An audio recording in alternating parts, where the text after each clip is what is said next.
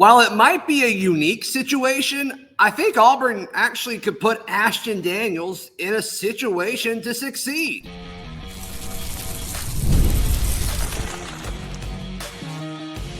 You are Locked On Auburn, your daily podcast on the Auburn Tigers. Part of the Locked On Podcast Network, your team every day.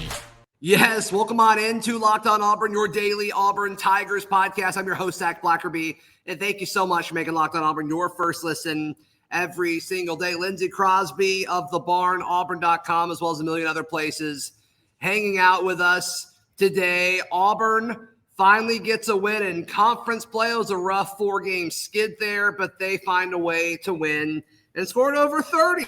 They beat Arkansas 33-24. We'll talk about how the fan base is in a weird spot, and Hugh Freeze could be in an even more interesting, fascinating spot. But I think the discussion and the path to win around Ashton Daniels is absolutely there. Yes, he didn't score an offensive touchdown while he was in, but I think they asked less of him because I think they felt that the defense was going to give them the opportunity to win. They maybe didn't know that the pick six was going to happen by Rayshon Pleasant.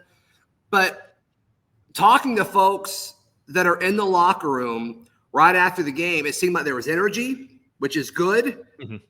That could have just come from a win, Lindsay. But there's already discussion amongst the team, like right away, of, okay, which game is Ashton going to sit out so he can redshirt and be here next year, which I think is just a fascinating, unique situation. Yeah, I mean, I'm going to channel there a little bit here. Like, two things can be true at once.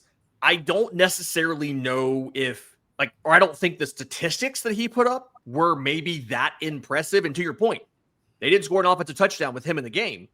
But at the same time, he looked to be a lot more comfortable. And it's very clear, people you talk to, that the players are responding to Ashton Daniels being put into the game as the starter. So you're in this weird place of he ran a kind of a different version of the offense than what they ran with Jackson Arnold, and he looked better doing it.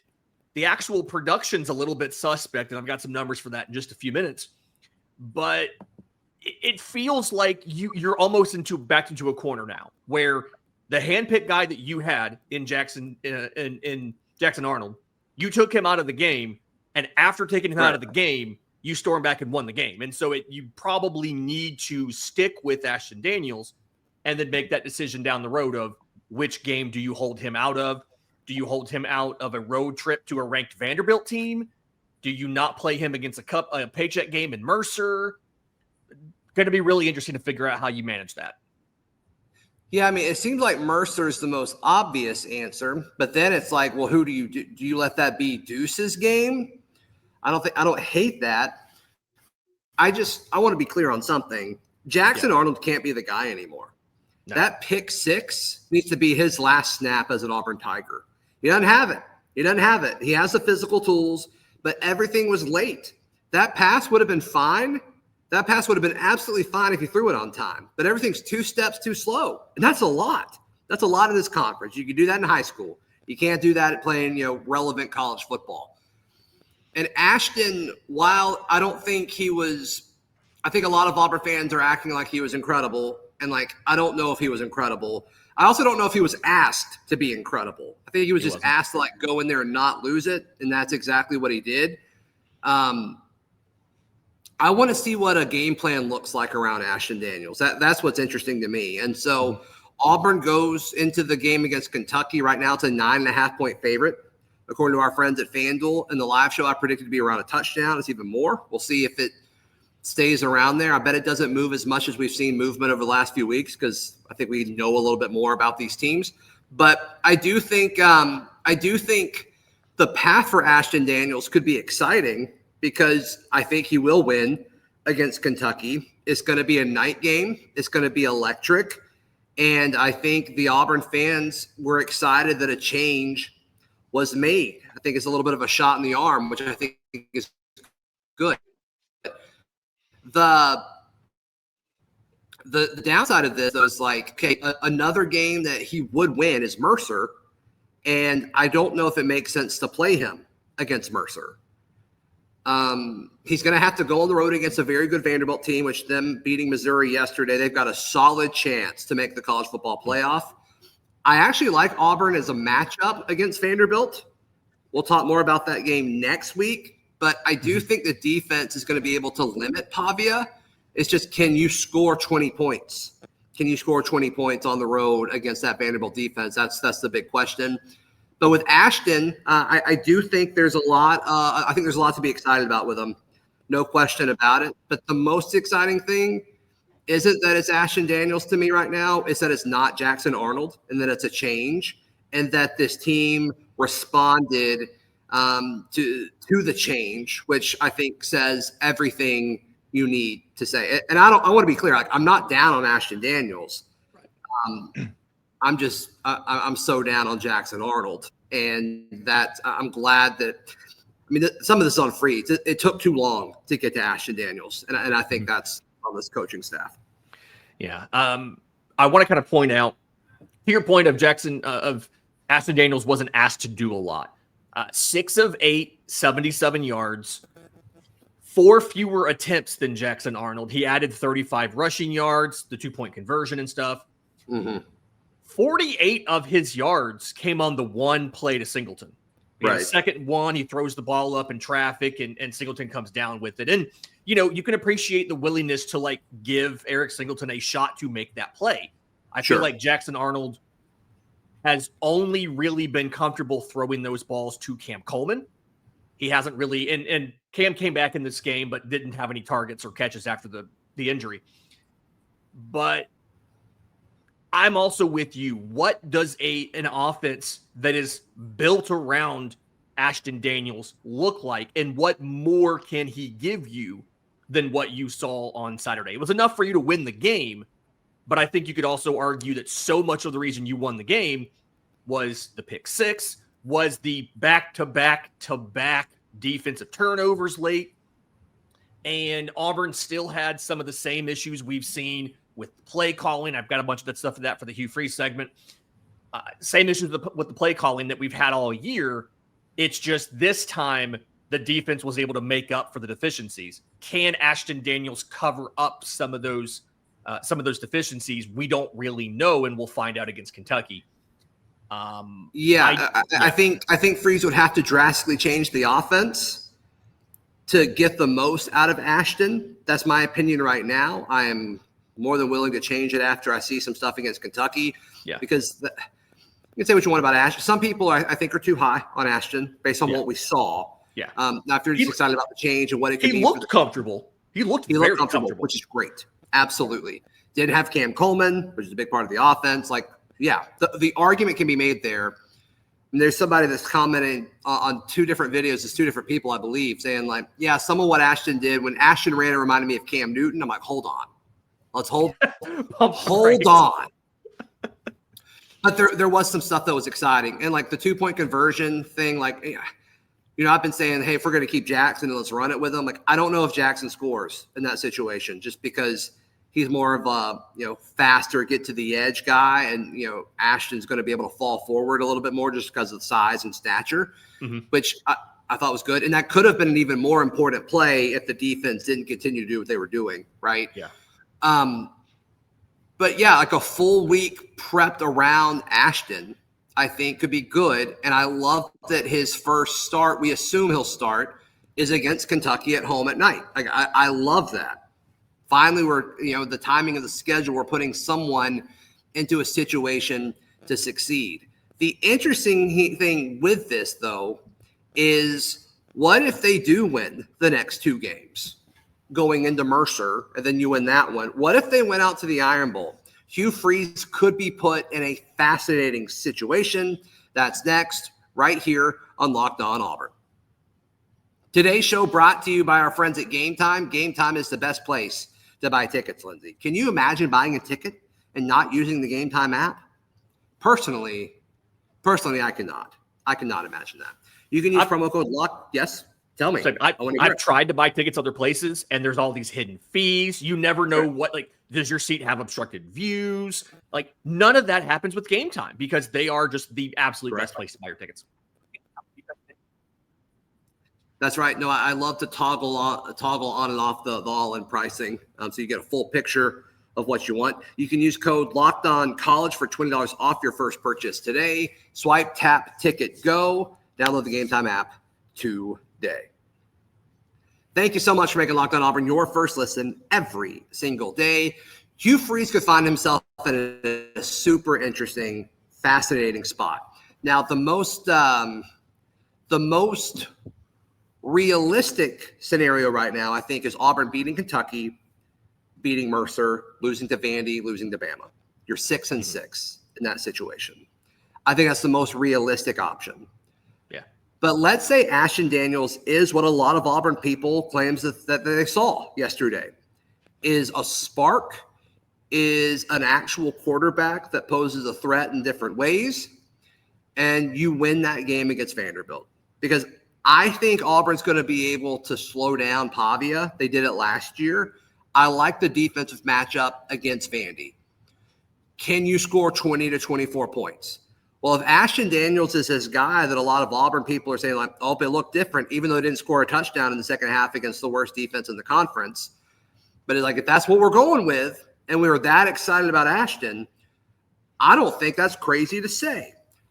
Now, I'm not as high on what I saw from Ashton in the second half as most Auburn people are. Once again, I'm not bashing Ashton. I just don't think it looked that different from the sense of production. But you can look at certain plays where you look more comfortable, the read was made correctly, and all of that. I still think the scheme is so limiting where it's not going to matter. But let's assume that Auburn folks are right, and they're saying that Ashton Daniels can be this dude and use Cam Coleman and Singleton and all of that. If Hugh Freeze wins out until the Iron Bowl, you're sitting at 7-5, assuming you lose to Alabama. What in the world do you do in that situation? It feels like you still have to make a move, right? It's almost little too late, because there's so many situations where Hugh Freeze is still, despite the win, is not putting these guys in the best position to be successful. Let's look at that interception from Jackson Arnold. There it is. Right. You're in the red zone, right? You've been able to run the ball pretty well with Jeremiah Cobb to get down there. And he throws the interception. He holds the ball too long and then gets it out late. And Hugh Freeze's comment, and I'm not trying to drag, this is reading the quote here. I feel like at that time, the decision that Jackson made obviously wasn't a great one. That we're in a too high shell. We're running the football, and we've got to be smart and take what they give us. Then just call a run play. You called an RPO. Right. If like Hugh Freeze is still not putting these guys in the best position to be successful. And so correct. Even if they went out, you could almost argue they went out until Bama that they're doing this despite Hugh Freeze, not because of him, right? That Ashton Daniels is enough of a spark to get Auburn into potentially bowl eligibility, but it's not because of Hugh Freeze. He's still making some of the same mistakes. Right. Look at how successful Auburn was running the ball, and then how little they actually did it in the red zone. They still were trying to. Oh, if it's first and goal from the 8, 9, or 10, that first play is a pass every time. It feels like almost every first down play is a pass, and oftentimes, especially with Jackson Arnold, that's not being completed, and now you're behind the chains. Right. And it's just 28 carries for Jeremiah Cobb, 153 yards, but 6 drives inside the red zone, 5 field goals, no offensive touchdowns. Cam Coleman's touchdown was a 23-yard pass. It was outside of the red zone. And when you look at Cobb, he got 6 carries inside the 20. Like they went away from what was working in bad weather against one of the worst defenses in the league that everybody agreed was doing the same thing Baylor did with a bunch of too high coverage, not stacking the box. And Hugh Freeze couldn't help but go away from it in the red zone. And because of that, you kicked 5 field goals and had a pick 6. And so even if you win out until the Iron Bowl, it feels like it's going to be despite Hugh Freeze, not because of him. And so because of that, you still have to make a change. Yeah, the issue is one of those hypothetical wins would be a road win against what? Vandy. Top 8 team, wherever Vandy will be at the time. And it's like, well, that's a pretty big win. So, yeah, I'm fascinated to see what the potential fallout would be. But I'm with you. And you brought up the interception, 6, to the point where it's like, as soon as that happened, emotionally, I'm like, okay, the Freeze era is over. It's done. Like, Jackson Arnold should never play another snap again. And the Hugh Freeze era is, like, you're okay with that happening within your offense. Like, that's it. That's it. Because we all knew that was only a matter of time. That's what happens when you're 2 steps late on every throw, is you're eventually, if it's an out-breaking route or if it's something where, you can undercut it outside of the numbers, if that guy's fast enough, he's going to score. That's exactly what happened. I also didn't love that, like, after Jackson threw it, like, not a whole lot of pursuit. And, like, he was, like, walking off the field when the guy was, like, on the 30-yard line still, like, trying to, to score. And it's like, okay, I think he knew it too. I think he knew it was like, okay, I'm done. That's it. This is over. And that's just not great. And so the change was, I didn't love that he put him in with like 40-something seconds to go in the half, but it makes sense because you had to do something. You could not allow him to play another take snap. another snap. Yeah. But just one last thing I have on the red zone offense, because I checked this morning. I want to get it out. Auburn went 1 for 7 passing in the red zone, 8 yards, a sack, and the pick 6. And it's just like, wait a second. You had 7 pass attempts, 6 touches for Jeremiah Cobb. No wonder you kicked a bunch of field goals and had no touchdowns in the red zone. And it's like, Hugh Freeze, even later in the game, after seeing the issues with Jackson Arnold, still did not change what he was doing in the red zone. And it's at the point that I'm at the same point with Hugh Freeze that you are with Jackson Arnold. Like, at this point, there's virtually nothing that I could see that would make me think, oh yeah, no, this is fixable. This is fine. Like, it feels like Hugh Freeze should be done as a play caller simply because he can't help but go to try to be fancy. Just do what got you there, man. It's so strange. It's so strange. All right. The Auburn fan base is in a weird spot. And I think the way that some people rolled their eyes or made comments based off of the start of this segment will confirm just that. That's next right here on Locked On Auburn. Today's show brought to you by our friends at FanDuel. We said that Auburn was it 9.5? Yeah, 9.5 point favorite. Yep. Hosting Kentucky over under 47.5. I still would probably take the under on that. I think I'm going to take the under in most Auburn games. Yep. Right now, FanDuel's giving new customers $300 in bonus bets for your first $5 bet win. So head to FanDuel.com to get started. Thank you so much for making Locked On Auburn your first listen every single day. Lindsay Crosby, our guest, part, of course, of the barn, Auburn.com, sporting the hoodie. Absolutely love it. The amount of mixed emotions after the game Saturday, I think just confirms that the fan base is in such a weird spot. And, so many people are saying oh, well, Hugh Freeze saved his job. I'm like, I don't think he saved his job. I just think Auburn beat Arkansas yesterday. They should have beaten Arkansas yesterday. Now, if he beats Kentucky and beats Vandy, I think you're in an interesting spot then, as we just discussed. But yeah, I've never seen so many Auburn folks be upset with a win, but it's because once again, it goes back to the interception. Can you win a championship with this guy? And I think the answer to that is no.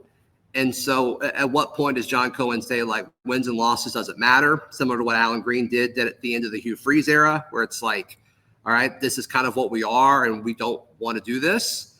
I'm interested to see what the potential fallout could be, if they do continue to win, how John Cohen handles it. Yeah, it feels, and I think this is kind of what I was trying to get at in the last segment. It's not necessarily the fact that they won, it's how they won. 100%. And we should be past proof of concept conversations this point in Hugh Freeze's tenure, but we're still having them. Right? How often can you count on your defense having, what was it? Was it 3 consecutive or 4 consecutive drives ending turnovers? But Like how sustainable is that? How reliable is that? Because that's the reason you won. It wasn't the offense. That's not why you won. You won because the defense just kept stopping Arkansas abruptly without them having an opportunity to run a scoring play, right? A field goal. And let's be clear, like in the 30 plus points feels good, but you're right. It wasn't the offense. And this was against the worst defense that you will play in the P4 this year. It's historically awful. And you still couldn't score at will against them. That's a problem. One touchdown. Yeah. I mean, like Arkansas, who had a very good offense, had 2 possessions after the pick 6. And it's because in 1 possession games. And it's because Auburn could consistently not convert into touchdowns. And to your point, worst defense in Power 4. If you can't do it against Arkansas, why do we think you're going to do it against Kentucky or Vanderbilt or anybody else? And similar to your point on the Gus Malzahn era and Allen Green making the decision that, like, hey, there's a ceiling here that we're not going to be able to pass. And with Gus, some of it was play calling. A lot of it was recruiting, right? Gus just lost the ability to recruit offensive linemen, never really did that. With Hugh Freeze, the recruiting's there, but it's the play calling in the offense. And so that's the boat that you're in. And at this point, I don't know if even the idea of bringing in a full-time play caller with his own offense and Hugh Freeze being a recruiting CEO type head coach is enough. If that was the option. I think it would be good if we did that, but I mean, court of public opinion, I don't think you could say that. Yeah. And we've seen that play out before at Auburn. Like we saw Gus Malzahn give up the offense and then he took it back. And it's like, do we trust Hugh Freeze enough if he gives up the offense to not try and take it back or try and influence what they do? And you're at the point of, hey, this doesn't work. You have proof. You have 3 seasons of proof. It doesn't work. So unless you somehow win out and beat Alabama too, I think it's pretty obvious that even if you get one upset in there of a Vandy or whatever, you still have to make a change at the end of the year. Yeah. And the only thing that losing to Arkansas would have done would have been maybe accelerated that conversation. Right. Yeah. Like, is he let go on Sunday if they lose against Arkansas? Like, I think so. Probably. But I can't say it with 100% certainty. Yeah. I don't think John Cohen wants to fire him. So we'll see. See what happens. Lindsay, how can people check out everything you've got going on? I'm on social media at Crosby Baseball. There's a lot of, obviously, World Series going on, a lot of baseball stuff there, whether it's Locked On MLB Game Night after every single game, BravesToday.com and the Braves Today podcast talking about your Atlanta Braves, and then all of the Auburn baseball stuff, thebarnauburn.com. Please like the video. Please subscribe. We'll see you next time. This has been Locked On Auburn.